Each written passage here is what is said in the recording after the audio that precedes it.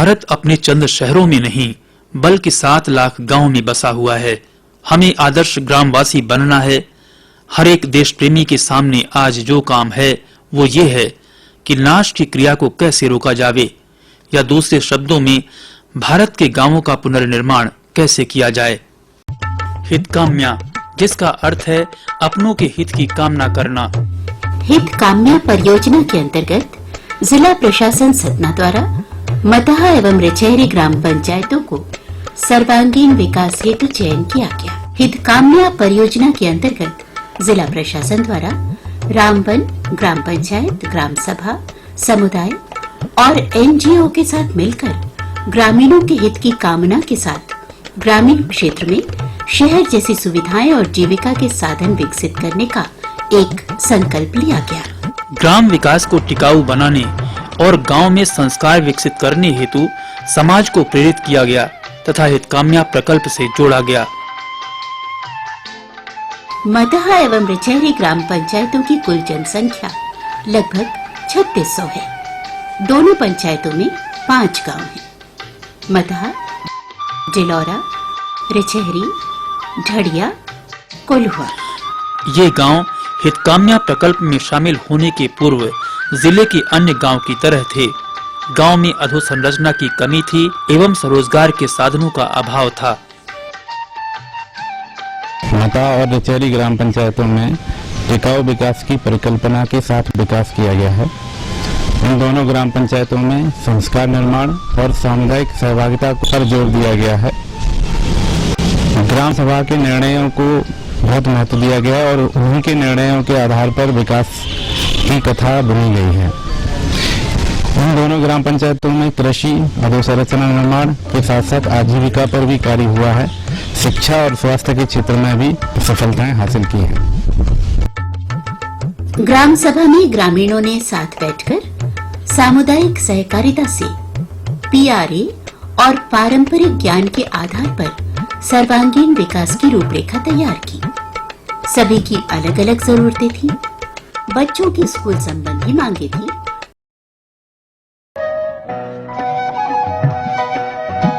शिक्षा, अच्छा स्कूल, अच्छा खेल का मैदान होना चाहिए। तो महिलाओं की शौचालय और पानी संबंधी। हमारा गांव स्वच्छ हो, स्वच्छ पानी हो, पक्का मकान हो, शौचालय हो, नशा मुक्त हो। हमारे गांव में शांति धाम, सामाजिक सुरक्षा और खुशहाली होनी चाहिए। सभी वर्ग की मांगों के अनुसार ग्राम विकास मॉडल में सामुदायिक विकास को महत्व दिया गया। ग्राम सभा की योजना अनुसार प्रत्येक सेक्टर पर कार्य किया गया।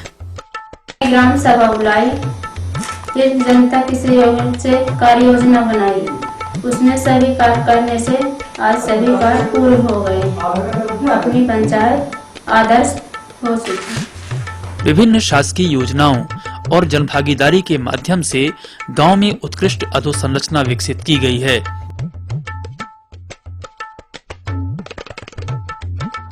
जिसके अंतर्गत 2 खेल के मैदान, जिसमें 25% ग्रामीणों द्वारा जनसहभागिता की गई, 8 सड़कों का निर्माण, 3 आंगनबाड़ी भवन, 2 राशन की दुकानें, 2 शांति धाम, 48 कूप recharge, 5 school boundary wall, 2 training centre और 1 हाट बाजार का निर्माण कराया गया। अधोसंरचना से विभिन्न सेवाओं की गुणवत्ता में सुधार हुआ।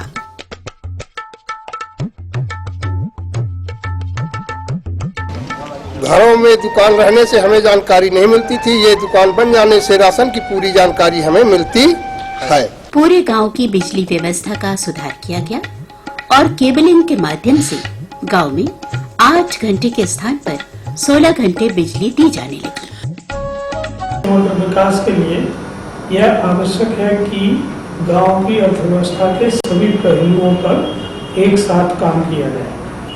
इसके साथ साथ गांव में रहने वाले बेरोजगार और भूमिहीन तथा ऐसे व्यक्ति जो अपना स्वयं का रोजगार करना चाहते हैं, उन्हें स्व-सहायता समूह से जोड़कर उन्हें रोजगार के अवसर उपलब्ध कराए जा सकते हैं।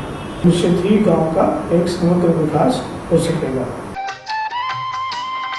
ग्राम पंचायतों में अधोसंरचना के साथ स्वरोजगार के साधन विकसित किए गए ताकि गांव स्वावलंबी बन सके।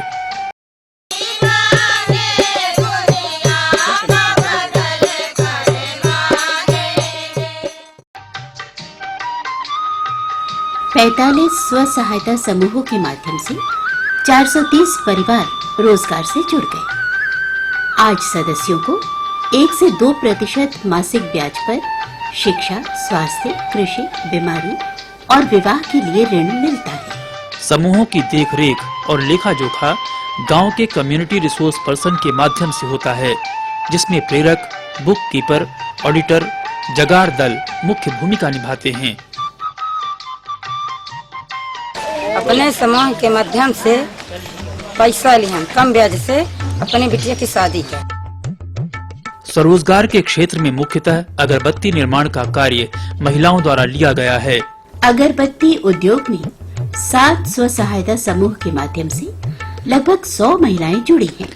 अगरबत्ती निर्माण में प्रत्येक महिला को प्रतिदिन 50 से 200 रुपए की कमाई हो जाती है। इसी प्रकार मसाला उद्योग में 2 स्व सहायता समूह कार्य कर रहे हैं।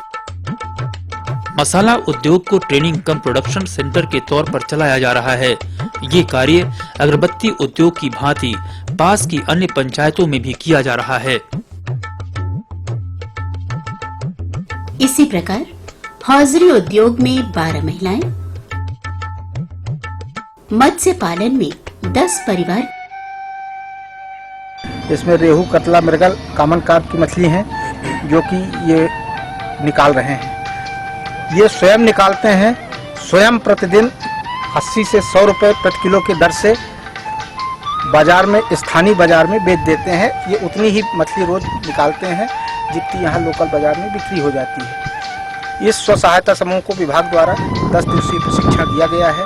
डेयरी पालन, मुर्गी पालन और सटरिंग जैसे अन्य व्यवसाय ग्रामीणों द्वारा किए जा रहे हैं। उद्योग धंधों से गांव के लोग स्वावलंबी बन रहे हैं। कृषि हमारे जीवन का आधार है। ग्रामीणों ने परंपरागत कृषि पद्धति की जगह आधुनिक वैज्ञानिक पद्धति अपनाई है, जिसके अंतर्गत जैविक खेती, आधुनिक संयंत्र, हरी खाद, वैज्ञानिक विधियां अपनाकर कृषि उत्पादन को 2 से 3 गुना कर दिया गया है।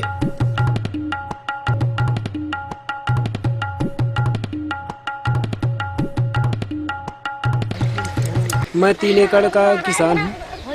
हम पहले पारंपरिक तरीके से पुरानी पद्धति से खेती करते थे, तो हमारी जीविका चलाना मुश्किल था। अब हम ड्रिप इरिगेशन अपनाया और ड्रिप के हिसाब से खेती करते हैं और जैविक खेती भी अपनाए हैं, नाइट ड्रिप, वर्मी और बायोगैस बनवाए हैं।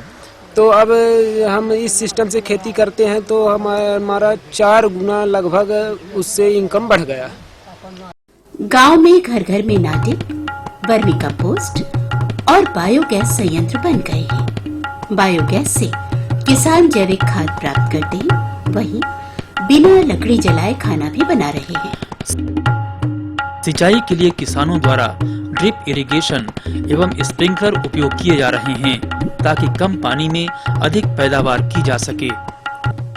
गांव में बीज समितियां बनाई गई हैं, जो स्वयं का बीज निर्माण करती हैं। गांव में उत्पादित प्याज को वाजिब दाम मिल सके, इसके लिए प्याज गोदाम बनवाए गए हैं। यहाँ 3-4 साल पूर्व पहले से ही प्याज की खेती करवा रहे हैं। प्याज भंडारण न होने के कारण प्याज खुदाई के टाइम में बेच दिया करते थे। अब उद्यान विभाग सपने की मदद से वहाँ 50 मीट्रिक टन का प्याज गोदाम निर्माण कराया है, जिसमें प्याज रख के 3-4 महीने बाद बेचेंगे तो 3 से 5 लाख तक के फायदा होगा। एक 50 मीट्रिक टन के प्याज गोदाम में 3 से 5 लाख रुपए की अतिरिक्त आय हो जाती है। शिक्षा एवं स्वास्थ्य सर्वांगीण विकास का आधार है। शिक्षा के अधिकार को लागू करने के लिए अधोसंरचना के विकास के साथ ग्राम सभा ने निर्णय लिया कि गांव के सभी बच्चे स्कूल जाएंगे और स्कूलों में अंग्रेजी की विशेष कक्षाएं लगाई जाएंगी। हमारे स्कूल में अंग्रेजी की स्पेशल क्लासेस लगाई जा रही हैं।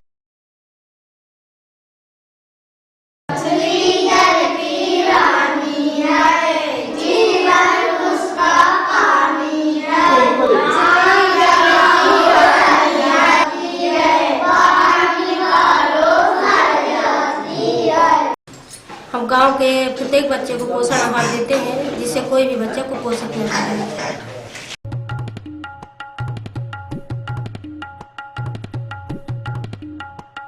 कलरव शिविर में ग्रामीणों, बच्चों, माताओं का स्वास्थ्य परीक्षण किया जाता है।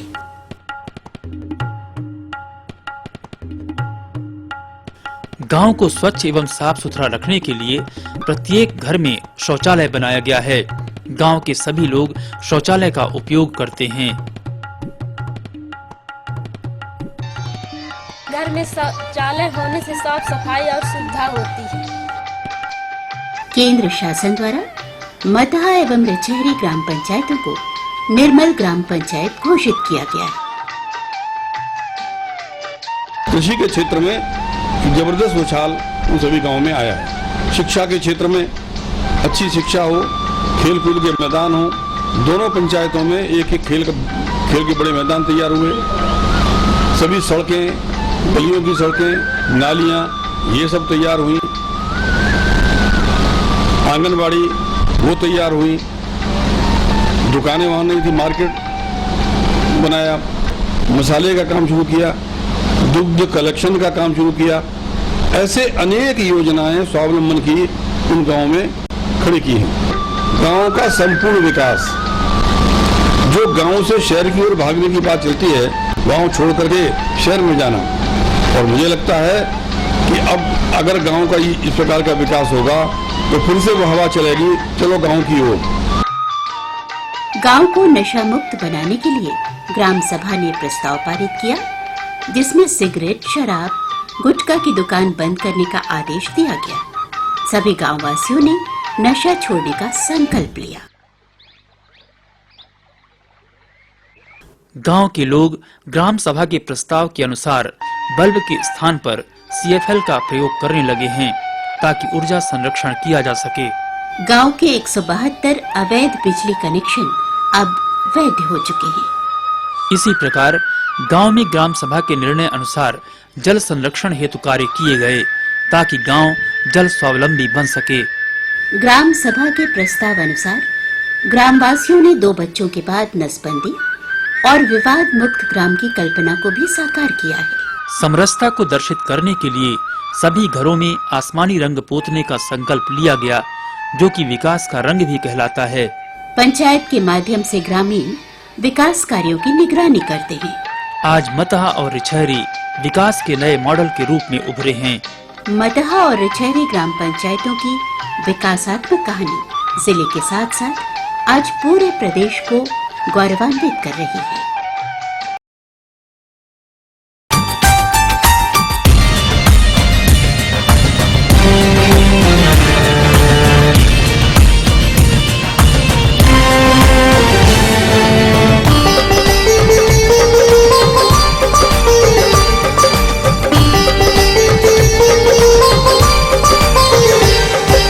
शिप्रा में अमृत घट छलका, मिला कृष्ण को ज्ञान यहाँ। महाकाल को तिलक लगाने मिला हमें वरदान यहाँ। शिप्रा में अमृत घट छलका, मिला कृष्ण को ज्ञान यहाँ। महाकाल को तिलक लगाने मिला हमें वरदान यहाँ। कविता, न्याय, वीरता, गायन सब कुछ यहाँ विशेष है। हृदय देश का यह मैं, इसका मेरा मध्य प्रदेश है। का दाता सबका साथी, सुख का दाता सबका साथी, शुभ का ये संदेश है। माँ की गोद पिता का आश्रय मेरा मध्य प्रदेश है। मेरा मध्य प्रदेश है, मेरा मध्य प्रदेश है, मेरा मध्य प्रदेश है।